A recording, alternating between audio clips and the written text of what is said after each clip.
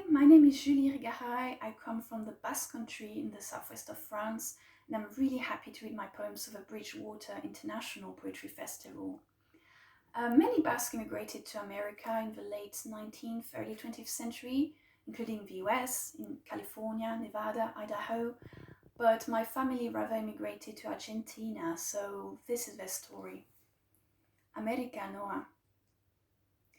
My godfather owned several hotels in Buenos Aires, but he returned to the Basque Country every year to fish with my father, his favorite nephew.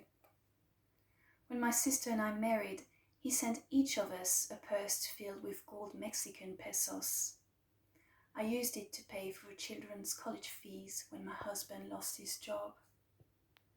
My godfather was single, so he spoiled us. We didn't know it at the time, but he had disowned an illegitimate daughter in Argentina. My godfather was a thug with Hemingway looks and a cigarette glued to his mouth. I remember the brightness of his shoes, their heady smell and smooth tanning, the superior leather of gaucho-kept cows. He carried a dagger with him, just in case. Every time I wanted to see his silver facon, he made me sit on his knees to brush its chisel sheath.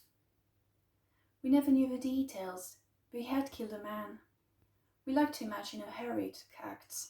He had stepped in to stop the fight and had to defend himself.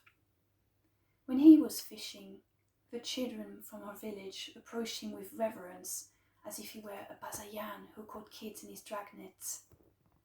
They followed him to our house, whispering his nickname behind his back, America Noa, the American. During the war, when Papa was deported to Eastern Europe, my godfather chartered a boat full of goods. We don't know how he managed to get it past the Atlantic Wall and moor it in Bordeaux's harbour. If he bribed someone to dispatch its contents down south and avoid German soldiers.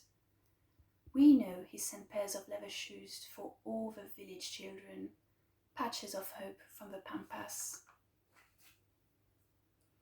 Their common language.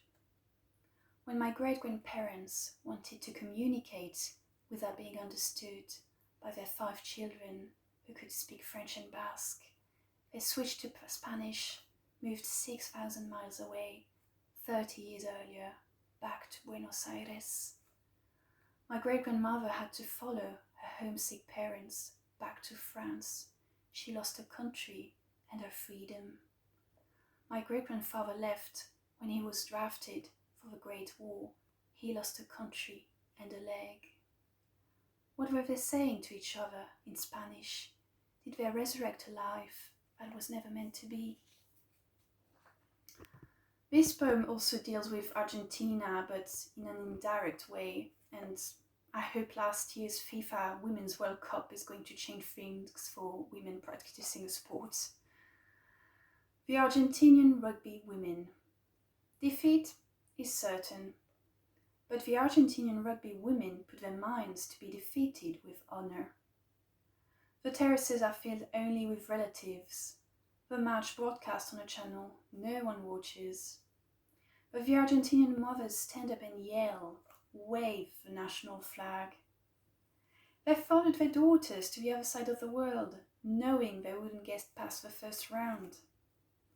The Argentinian players display El Sol de Mayo on their scrum caps.